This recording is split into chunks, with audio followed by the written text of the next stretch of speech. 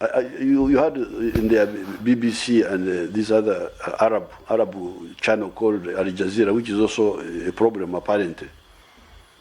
Now, these confused fellows of ours, the foreigners, who are shallow, they are not serious. They were analyzing.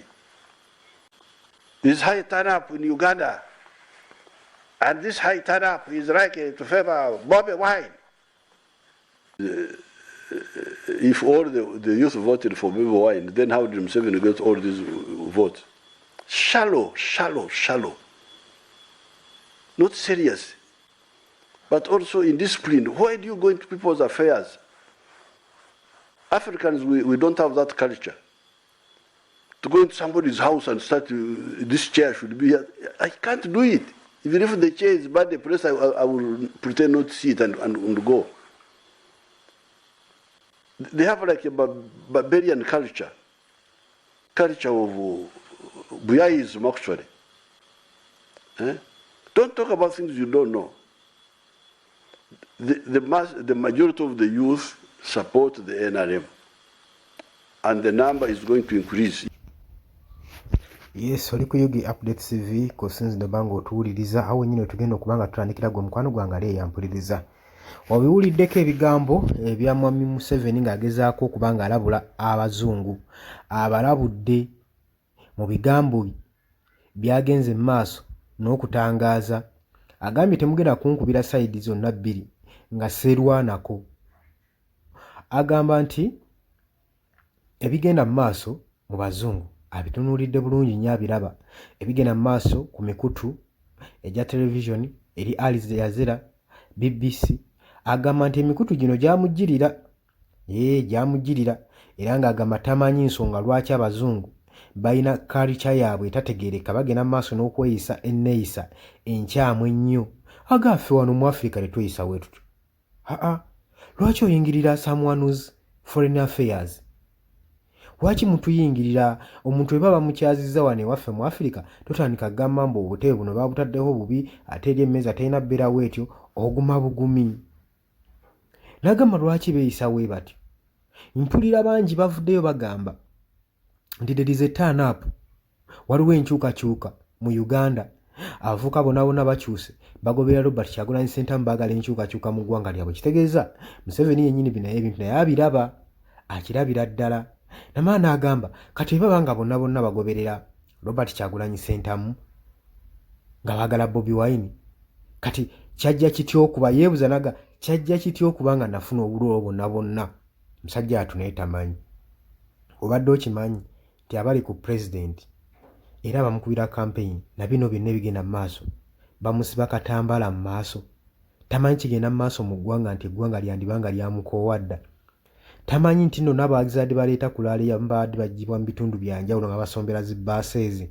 Musajja atu yamanyi eggwanga likyamwagala nga eryali limwagala, era amanyi nti nno numbers ez'abawagizi azina mu bungi, era yakimanyi nti n'okulonda percentage ye yavuddeyo yalangiriddwa n'ebyabakama yeeyo ennyini entuufu gyali alina okufuna. Ekyo nno kiba kirwadde mu ggwanga. Kitegeeza Mwami Yoweri Kaguta Museveni si yaafuga eggwanga, si yalitwala mu maaso. Waliwo abateekerateekera eggwanga. Buno bonna obukodyo bw'olaba buvaayo kubuzaabuza biki, waliwo abalala abali emabega w'okuteekerateekera eggwanga lino. Balivuga nga bye baagala, baliminsiriidinga. Tekiri ku Museveni yekka. Kubanga weebuuze bino byonna ebigenda mu maaso alinga atusurprisinga nti ebigenda mu maaso tabimanyi. Okutta abaana. Kati nze wano wenjagala okuvaayo agambye nti nno lwaki bonna bamulonda ye olwo bonna bwe yafuna bw'avaawa mba mugamba nti n'abantu bonna bakola turn up ne bagoberera Robert Kyagulanyi Ssentamu. Kakati wano wenjagala okulagira ekyo ekibuuzo kinene nnyo. Lwaki obululu bonna bwe nafuna bwava baba nga tebangoberera? Obanga okimanyi nti omuntu wamusinga mu kalulu Mwami Yoweri Kaguta Museveni, mwesimbawo ku races ezimu presidential candidate Bobi Wine n'omuwangula. Ekikunoonyesa Bobi Wine kye ki? ekikusazaako amaka ge kye ki? Omuntu mbadde mu kalulu omuwangudde omusinze era olangidde ensi ekiyangidde Electoral Commission byabakama alangiridde nti gwasinze kati ate gw'osinze olina munoonya bunoonya. Simanyi oba waliwo agreement wakati wa Mwami Museveni ne Robert Kyagulanyi Ssentamu nti abantu bano tugende nno baali batta omukago nti balinayo agreement gye baakola nti tugenda mu race eno naye singa nkusinga ngenda kuyigga ngenda kukolawo ekiti.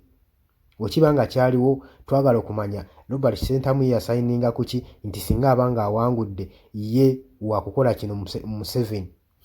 Nga ye Museveni wayagezaako tulaga nti obuwanguzi bwe bwali bulina okuteekawo embeera eri Bobi Wine ng'alina okumuyigga saako ne mutabani we alina okumuyigga omutta, amaka ge galina okusalwako security agencies, amaka ge galina okufuulibwa military barracks. Ebyo twagala baveeyo bakiralifayinge eggwanga sobole okuba nga tumanya kino kubanga omuntu gwe wawangula tosobola kuba nga ate akudduka buddusi gw'omuwangudde ate asigala akudduka ate naawe osigala omuyigga. Agreement ki yaliwo ffe gye tutamanyi, twagala mututangaaze ku nsonga eyo. Nagambye dde oli ku Yogi Updates TV kosinza oba nga otuwuliriza watanatweyungako kkirira wansi waliwo ekigambo subscribe kikoneko obeere ng'otweyungako.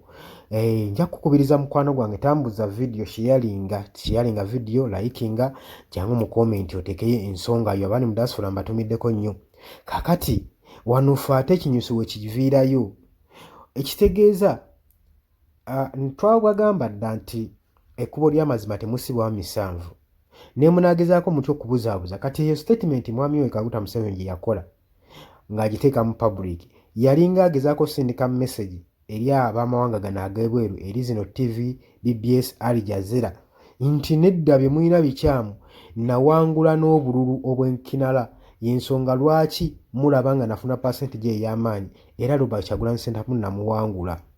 Yalayo okuvaayo kola statement eyo naye ffe ate ne yeerabira nti waaki bw'omala omuwangula nga woogambye lwaki osigala omuyigga, lwaki osigala omunoonya, lwaki oteeka emisanvu mu kkubo, lwaki ogamba kabinenti eyo yonna kyenkana almost evuddeyo n'egamba teri anoonya Robert Kyagulanyi Ssentamu era akomewo akola emirimu gye. Ate kati amagye agali ewakaawe mu maka ge bemutegese omwaniriza oba ezo n'ensonga twagala gavumenti eveeyo ekiralifayinge ku nsonga ezo. Ekirala ekyokuwamba abakulembeze b'ekibiina kye kyo kiri ku ki? Obanga omuntu wamuwangudde waaki ate owamba abakulembeze b'ekibiina kyaba basigaddewo? Oli omutadde ku dduka ate bano abaandisigaddewo nga bavuga ekibiina nabo bawambi. Kati oba nsonga ki ng'ate weekakasa nti akalulu akatwala mu bulambulukufu mu bwenkanya waliwo free election. Kati siraba nsonga lwaki ate gw'owangudde otandika kugenda maaso n'okumuyigga. Okategedde akantu ako kati gwe njagala olowooze nnyo gwe naagoberera ekibiina kya NRM, gwe naagoberera statement za NRM. Bino mbyogero olw'ensonga waliyo abantu abamu ababeera eyo ku zi TV nga bo babuulyabuulizi biva ku TV ate TV zonna zaasaanikirwa nnyo ekibiina kya NRM. So information gye babawa bambi gye bafiidingamu gye batwala nti ntuufu wabula si banoonyereza nga ggwe. Kati ffe ate eno abateekayo ensonga eziyinza okulambulula munnansi abantu abasinga tebalina masimu oba oli awo ne YouTube tebagimanyi. Kati gwe kyolina okukola kusharinga video oba ogisharinze luddawa esobole okuba nga etambula etuuke ku muntu abantu basobole okutegeera ekituufu. Buli video gy'olaba yonna nga yankyukakyuka gitambuze abantu basobole okuva mu bulimba babikkuke amaaso. Bangi tebannabikkuka maaso tebamanyi kigenda mu maaso. Nagambye dda oli ku Yogi Updates TV kosinzidde okuba nga otuwuliriza. Kakati ebyo nga akyabitadde ku mabbali adde akyali ku Al Jazeera ne BBC.